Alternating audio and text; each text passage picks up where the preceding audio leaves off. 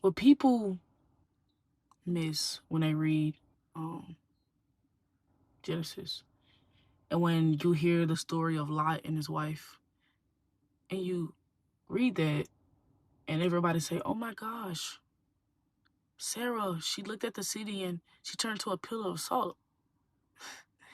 It's deeper than that. It wasn't about just glancing, right? It wasn't a little. it wasn't. It wasn't a little dude, right? No, she sat in it. Her heart sat in it. When the angel came down and warned Lot, "Hey, flee this city. Don't." God literally says, "Don't." It's like it's always women. He says, "Don't do this," and you do it. Like, okay, Eve, like twinning to the T. Like, anyways, anyways, Lot, right? Lot's wife, she sat in it. She did not just look and gaze in it, she sat in it. And when she sat, and her heart sat in that too, her heart still was there. Her heart was still connected to that city, to that sin that God said, "Don't look at." And she sat in it. And because God was telling them to straight leave a place that was absolutely the opposite of that, right? That does not promote that sin. He telling them to get away from that sin. She still had that sin in her heart. So her heart posture wasn't aligned with God, wasn't aligned with his word. And her heart posture caused her to turn into a pillar of salt. Because it wasn't that she just gave it a little look, a little glance. No, it wasn't that. It wasn't a little it wasn't a little glance. No, it was way more than that. Her heart sunk in it. Her heart took that in. God talks, it's so important. Like, God literally talks about heart posture, heart posture, heart posture, heart posture, right? Like, if you sit here and have anger in your heart towards your brother, God sees that as murder. We don't understand the importance of what's in our heart posture. We forget that. We don't understand that, but it's very important. See, Lot's wife didn't sit here turn into a pillar of salt because she glanced at a city. She turned into a pillar of salt because her heart posture wasn't right. Because of her heart condition, she died. She died because of a heart condition. She didn't die because, oh, she took a glance and processed the city. Oh, she just looked a little bit. No. She did far worse. Her heart was still there. Her flesh was with Lot. Her heart was in that city that God told her to flee from. Where is your heart? A lot of people sit here and say, "I don't see growth. I don't see growth." Where's your heart? Because your flesh might be here, but your heart over there. Where is your heart?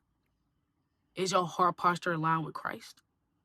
Or is it way in a whole different place, whole different city, whole different person, right? It is important to get your heart right with Christ. Your mind right, your heart right with Christ. It is very important. Because just like Lot's wife, she not only looked, not only processed it, but took it in. Her heart was still there. And because her heart was still there, God couldn't let her go to that city, go to that place that didn't have that sin, didn't promote that, didn't have what was happening in that city, right? No.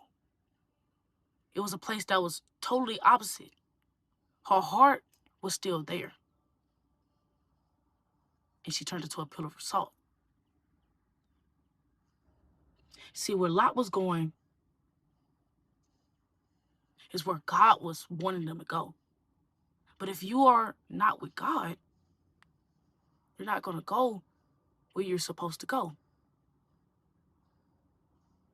It is not because what you're thinking and, oh, your flesh is right. No. You can rehearse some Bible scriptures and you got churchy clothes. It's not that. Where your heart at? Where is your heart? See, a lot of people judge people's mind, people's clothes, people's income. People judge all that, but judge that heart, right? We can see what you produce from your heart, from your life. Your heart is almost like a magnet, right?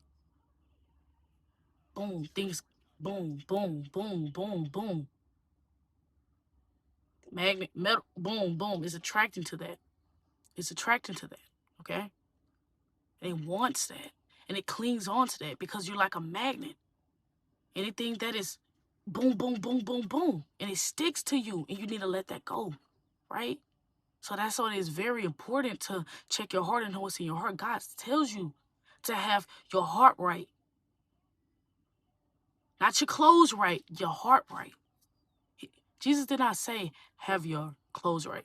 He didn't say have your income right. He didn't say all these things. No, he said have your heart right.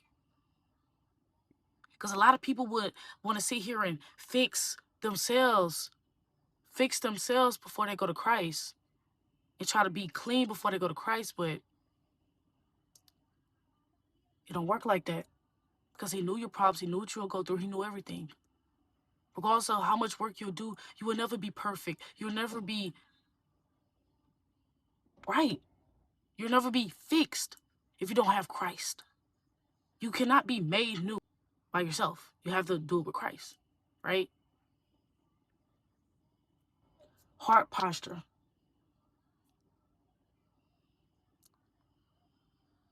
Our flesh naturally is toxic. Our flesh naturally wants to do bad, right? From the fall, we want to sin. Our body naturally don't want to do good. It wants to sit in comfort, right? That's why we don't live in the flesh, we live in the spirit. When we take that identity of Christ, we do the things of Christ, right? And it's hard. It's hard to live in your flesh. It is. It is hard to say no to your flesh. It's hard to say no to lust. It is. It is hard to say no to a satisfaction that will make you feel oh so good, make your flesh feel oh so good. It is hard. It is. But it's worth it to ignore it. It is worth it to obey God, right? If we get our heart right with God, we can get our heart right with ourselves, with man, with life. If your heart is still in sin, regardless of where you are, regardless of what Bible verses you know, regardless of what clothes you wear, regardless of any of that, if your heart is still in the past, it never left. You never left the past if your heart is still in it. Regardless of where you at, regardless of where your flesh, if your heart is still back there, you never changed, right? Regardless of, oh, you took that anchor management class, right? Or, oh, you have a few $100s in your account. Or, oh, you got a new car. No. If your heart is still in the past, if your heart is in sin, regardless of what you try to do, regardless of what clothes you try to wear, regardless of what personality you try to take, regardless of what you do, regardless of how much disguising you try to do, you never left. You never left. You never left. You're still there. You're still in the past. You never changed because your heart never changed. A lot of people say, okay, well, and like for example, I did this. I'm gonna use myself as an example. I sit here and say, oh, I'm not gay, right? I don't practice homosexuality, right? I don't practice homosexuality, right? I don't. And I tell myself that, and I sit here and dress girly, right? Dress feminine. And I sit here and lean my attraction on males. And I do all these things, but it's like, no, where's your heart? Your heart is still attracted to women. And you still have that lust. You still have that lust. So you never changed. You're still a homosexual because your heart is still rooted in lust. So it doesn't matter about what clothes you wear. It doesn't matter how much church attendance you go to. It doesn't matter how much small groups you go to. It doesn't matter how many Bible studies or how much things highlighted in my Bible. It doesn't matter. If your heart is still in sin, you never changed. And that's the honest to God truth.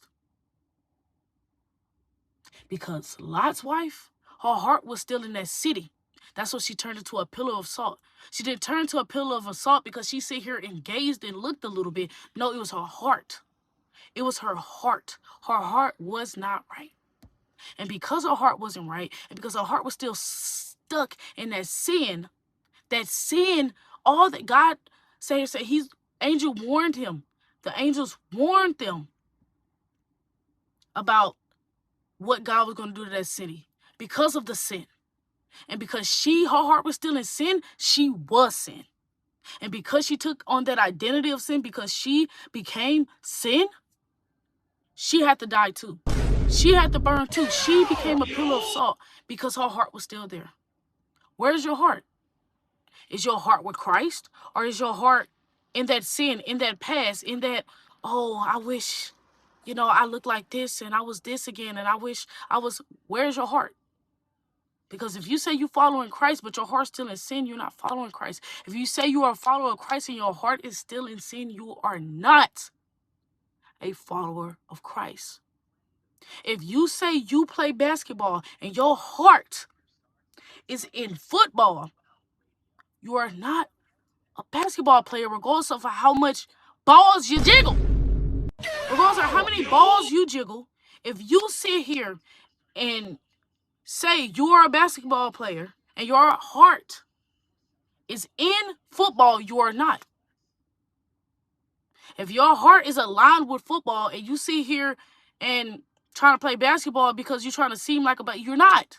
You're not. A lot of religious people do that too. A lot of religious people would do is they take on this form of a Christian, right? They sit here and dress modest, right? And they sit here and rehearse and remember Bible verses, right? But their heart is far from Christ. They are a hypocrite. Pharisees and the scribes, prime example, right?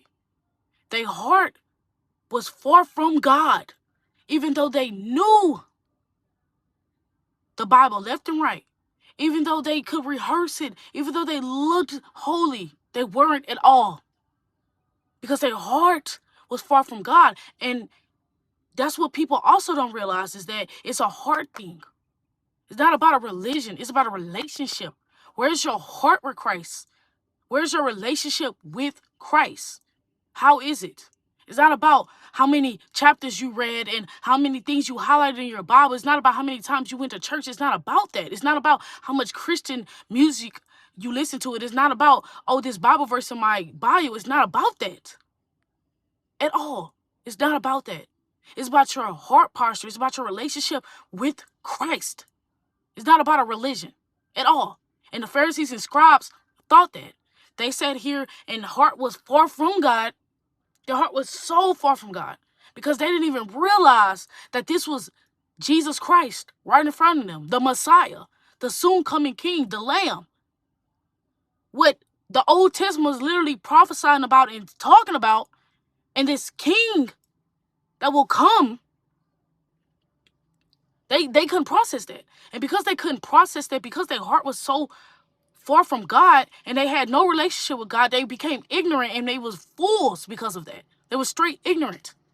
Ignorant. Do not be ignorant at all. Don't be. Have God in your heart.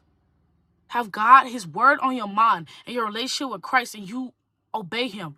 You trust in him. Don't sit here and be a hypocrite and sit here and say this, that, and third. Your heart need to be right. Your heart need to be right with Christ. If your heart is not right with Christ, you're cooked.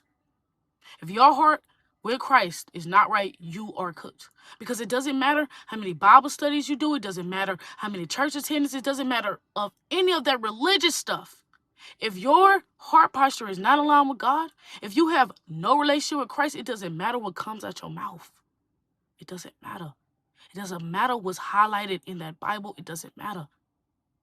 Because what is words if you don't apply it to your life, right? Like if I sit here and give you $20, $20 in your wallet is worthless. because you're not using it for something. You're not spending it. You're just sitting in your wallet, right? A car, what's the point of a car if you're going to put it in the garage, right? Like, have God in your heart.